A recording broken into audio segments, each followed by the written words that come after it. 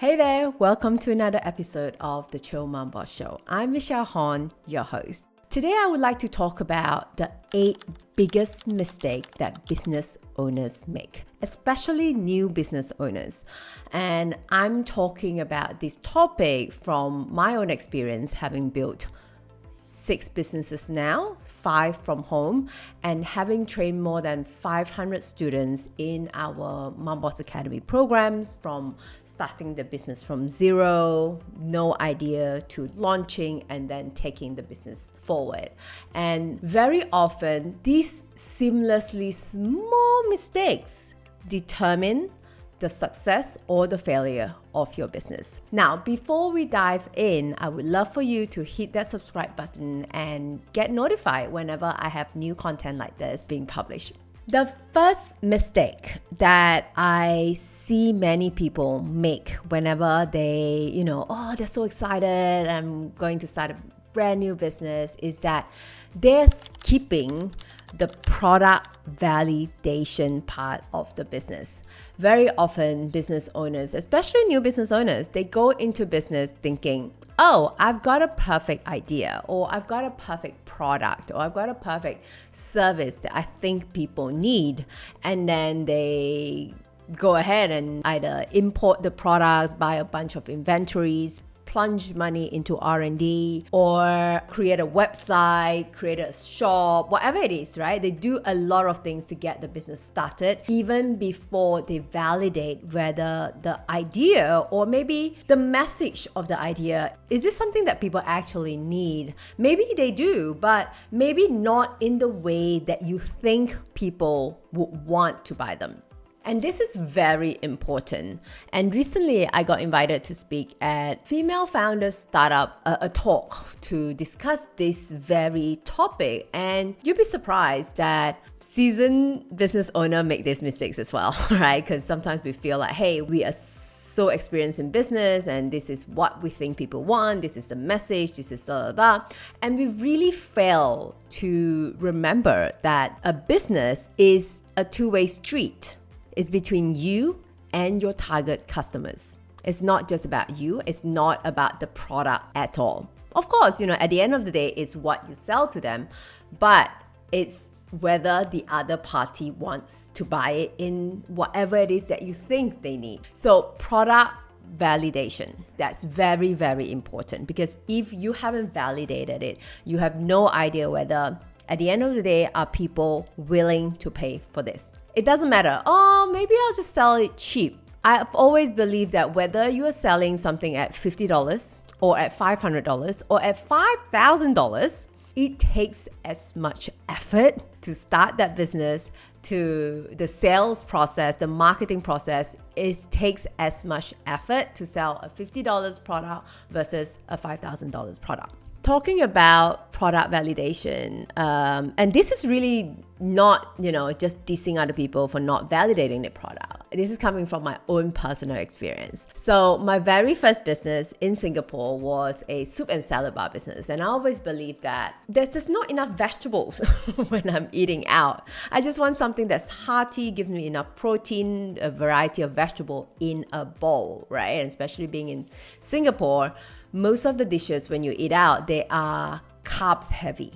Maybe 50, even 70% are carbs, maybe 20% protein, a sliver of green vegetables, right? So that's how I started the soupery. That's what I thought people want, because that's something that I want. So without product validation, I spent almost a whole year on a perfect business plan, how I want it to be. I spent tons of money into R&D, menu creation, recipe creation, interior design, decor, right? Hiring the right people. The financials all worked out perfectly in the business plan. Business is now open.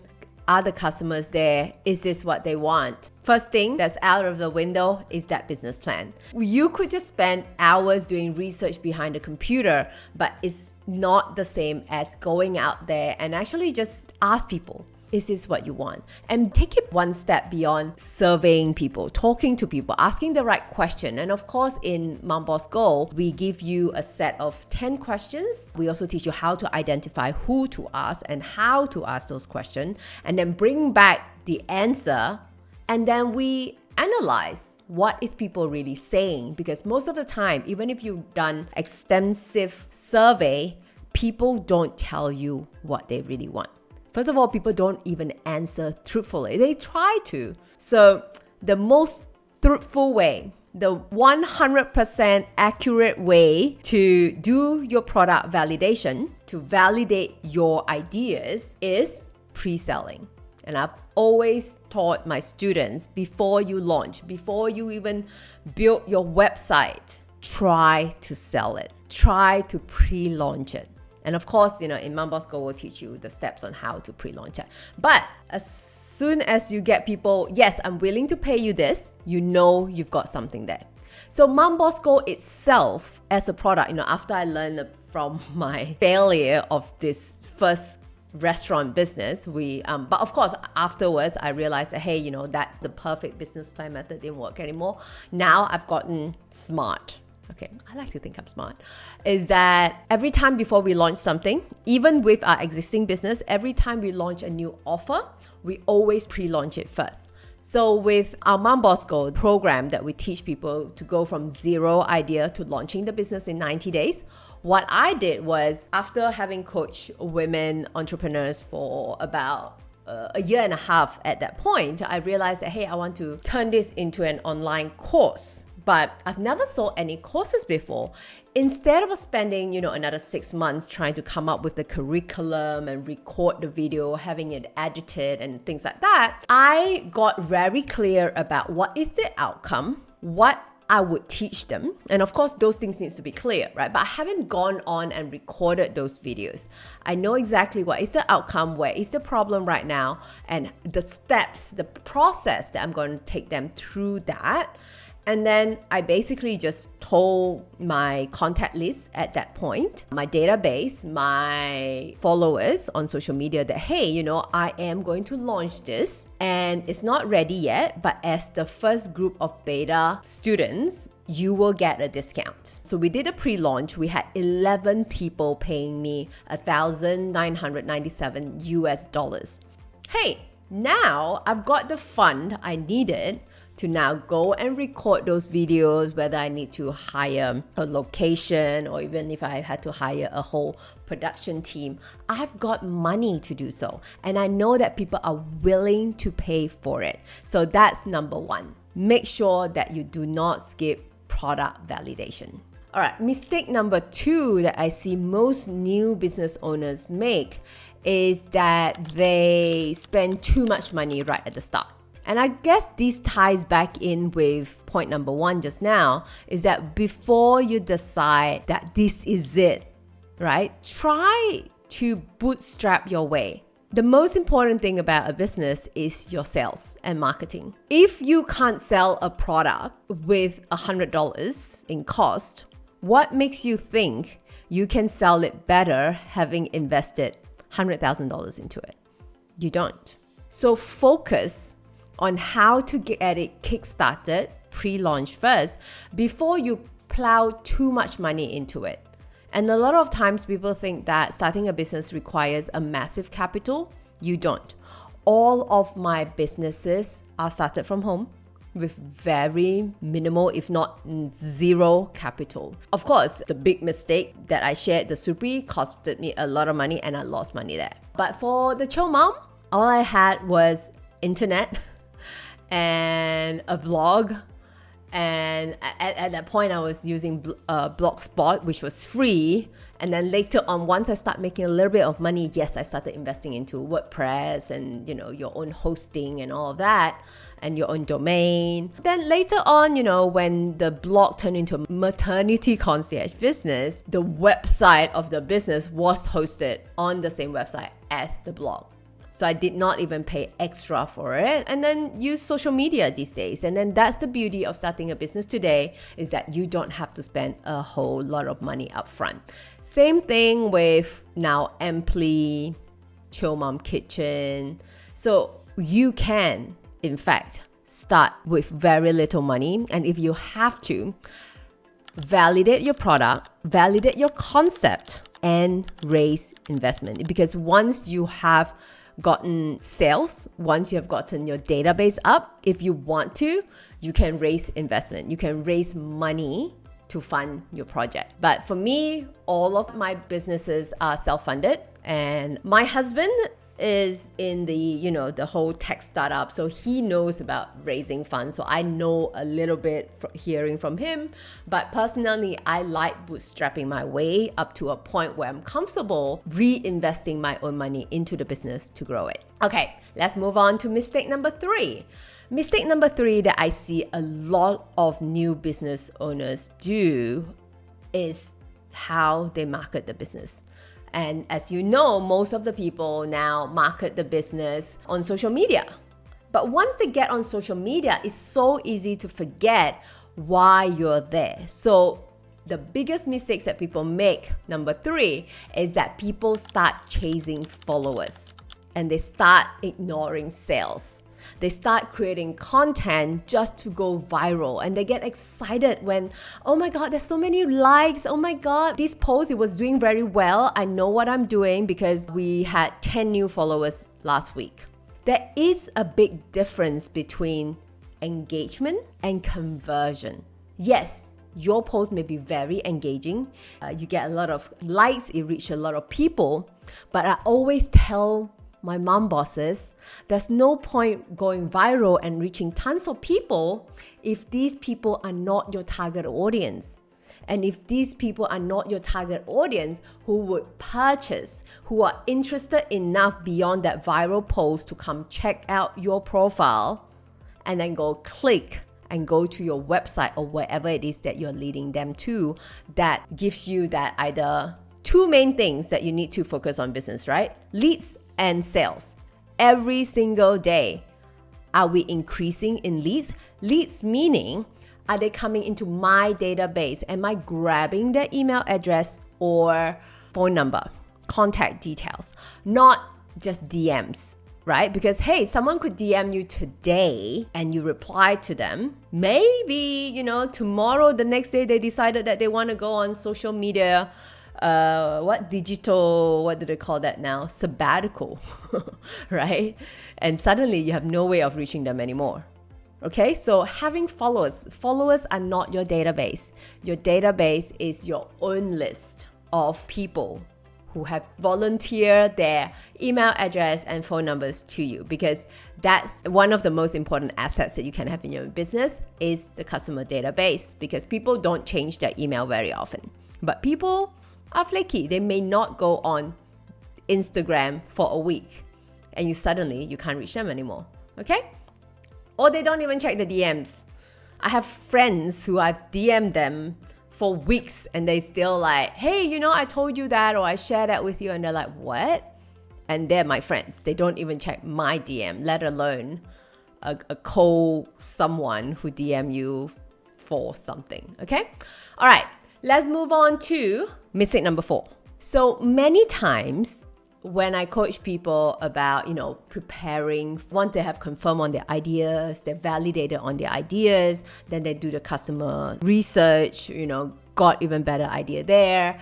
They tend to take very long before they launch the business. So mistake number 4 is trying to make things perfect before you launch. A lot of people feel like, I need to get the price perfect. I need to package it in a way that is perfect. I need to have the perfect logo, the perfect website before I can tell people that I have this business. But the truth is, nobody cares. Nobody cares how perfect it looks, right? How the perfect font size that you've got on your website. The most important thing that people care about is your product something that I want? Or rather, is it presented in a way that I see the need to part my money for it? Many times, you won't get it right the very first time, right? But by launching, or rather pre-launching, and a lot of people say, what if I pre-launch or when I launch and nobody wants it? I get 0 customers. I get 0 conversion. And that's when I said, that's great. That's actually a really good news that during your pre-launch or during your first launch, you flopped. That's great because now you know people don't want it. Maybe at least they don't want it in the way that you sell it, right? And guess what? You haven't done much right now. So a better way to launch your business is not to wait until you're perfect. Just put it out there, tell people about it. No response, we'll start reiterating. And business is a series of just constantly reiterating, and on a daily basis, hopefully monthly, daily, yearly, we're constantly just improving by the 1%, 1%, right? Listen, we try something, it didn't work, we tweak it. We try something, it didn't work, we tweak it. We try something, oh wow, it worked. How can we make it work even better? And that's how you launch, and that's how you grow a business, okay? Mistake number 5 is whenever I see people or new business owners and I ask them, who is your product for? Oh, everyone, really, everyone from kids, if the parents want the kids to be healthy, kids from baby up to retirees, they can take my product. It will help them. That's when I know you're a newbie, because that's one of the biggest mistakes that you can make in your business is when you try to appeal to everyone. And there's this saying in business, when you try to market to everyone, you're marketing to no one. Because nobody ever, read a magazine or read a post and say, I'm everyone. Hey, everyone, this product is for you. How many of you go, hey, I'm everyone? No, right? So you need to call out, you need to determine who is that niche audience that you want to sell to. Because when you have a niche audience, your conversion rate will be higher and your message will be more targeted. Your customer satisfaction as well would be better, would improve. And that in return would help get you more customers, right? I know it's tempting, right? Why would I want to alienate everyone when everyone could buy my product? That's true, right? It sounds scary to, if I can sell to 100 people, why am I focusing on the 20% of the people? But here's the thing. Take MomBoss Academy, take my own business, for example. I'm a business coach and I can pretty much teach anyone start a business, from a kid to a retiree, to moms, to men, to women, to people who are single, people who have just started a business. I could be that. I could teach them what I know could help any of them start a business. But then my message would be diluted. You'd be like, is Michelle the right business coach for me? Would she understand my unique situation? And that's why I find myself, because I'm a mom, and I was also a mom with very young kids when I started my business. So I know exactly what moms are going through when they start their business. So my message is a lot more targeted, right? I'm like, hey moms, I see you. Beyond, just starting your business, at night you are rushing home from work and then you're trying to prepare dinner and then you put them to bed. Only when your kids, after a long hour of toss and turn, now that they're asleep, only then you have time to work on your business. I see you. See how targeted that message is? And that's when your target audience feels seen. But if I'm trying to target everyone, how can I possibly come up with a message that could target everyone, right? Then they'll be like, oh, you don't quite know my situation, right? So same thing. You need to focus on a niche first, and then don't worry, whoever who is right for you, who can resonate with your message or how you can help them, they will come to you. So even for MomBoss Academy, we're so obvious is for moms building businesses, but I have a lot of students, I have a lot of women who are not moms who joined us, and I have a lot of men students as well who work one-on-one with me because their wives see how I could possibly help them and recommended their husband to check me out, and then they resonated with my framework of how I could take them from point A to growing the business, right? So That's how I could have customers outside of my niche. But you need to appeal or at least focus on one niche first, because that would really help you grow your business. All right, mistake number 6 is copying others. Especially with social media these days, right? Everyone is on social media because that's the only form of marketing these days beyond, your offline strategy. Is that I see people started copying other people, right? It's very important that, yes, you can get the ideas of how you like to do your content from others, but you need your own strong proposition. You need your own strong positioning. You need your own strong message. What do you stand for? What is your pitch? How do you help people? And usually you're saying, but then how I help people, or rather everyone is selling the same product. That's why it's very important to have your own brand story, your origin story and your conversion story. And that is really what makes you unique. How do you differentiate yourself? I'm sorry to say this, but most of the time, whatever we do, other people are already doing it, right? It's fine, which is fine. And the only truly thing unique about you is you. No one can be you.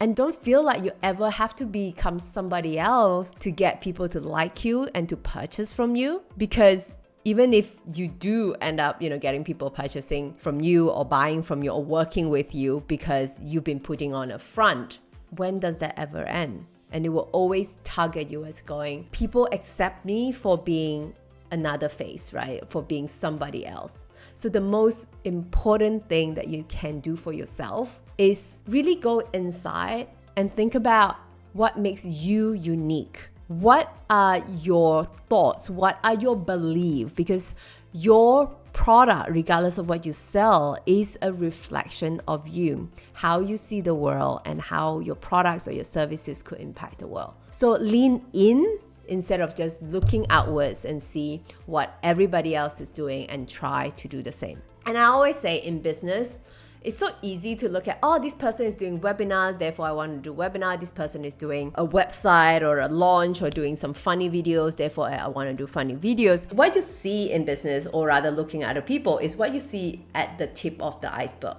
And very often you don't get to see what's below the iceberg, right? There's a lot of reason why people do this is because there's a lot of foundation underneath that support the business. So stop copying others and be yourself. Okay? Mistake number 7 is ignoring email marketing. Many people spend too much time on social media and not enough on email marketing. And the first question I get from people is, are people still opening their email? Are people still selling via emails? What do you think? If people are not opening their email, if selling via email is not doing well, what makes you think all the biggest brands in the world are trying to grab your email address, asking you to join memberships so that they can continue to send you newsletters? Yes, you may not open all of those newsletters. You may just see on your list, right, of all the emails that come in. You might just go click, click, click, click, click, delete. But guess what? Even so, you see the name, you see the brand. So whenever you need something, guess which brand is at the top of mind. There's actually a study, but I can't remember the exact number. But email is still, for online marketing at least, email is still the biggest, the highest form of content that gets you the highest sales conversion, not your social media. Okay? So emails, do not ignore email. Right from the start, even before you have anything to sell, start collecting emails. Okay? All right. Lastly, mistake number 8 is not starting today. I've seen so many women telling me that they want to start a business, or rather they want to grow the business. They know there are things that they wanted to do. They wait. And then 6 months later, 1 year later, I'm on the same call with them and I'm like, what happened? Tell me your updates. and they're still at that juncture.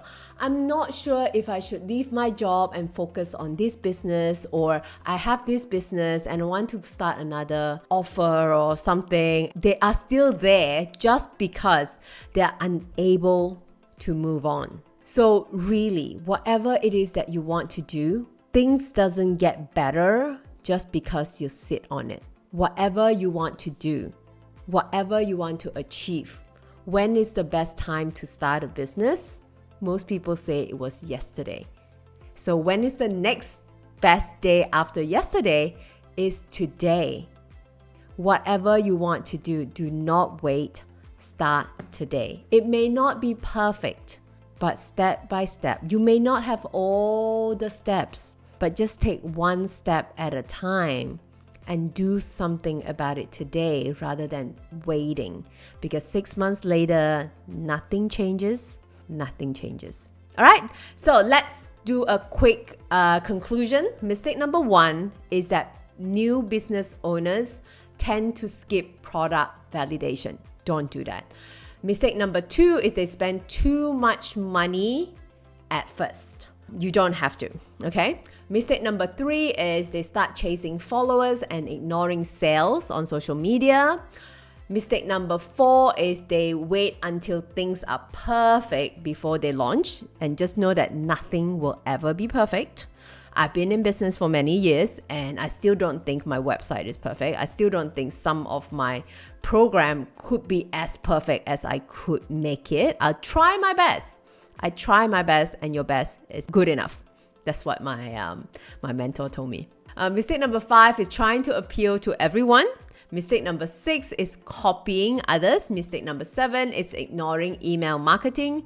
Mistake number 8 is not starting today. So that's it. So I hope that this has encouraged you as either someone who are thinking of starting business or have started a business and wanting to grow it. This has given you some insights and maybe a switch in mindset on what you need to do next. Thank you very much for joining me today, and I hope that this has been helpful. And if you find this helpful, do share it on social media. Maybe take a screenshot of the video and say, I've learned this. Okay? If you really enjoy our episode and if you're listening to this via podcast, please leave a review, and because that would really help our podcast reach more people and help more moms reach the goal of becoming a mom boss. Thank you so much, and I hope to catch you next time. Bye-bye.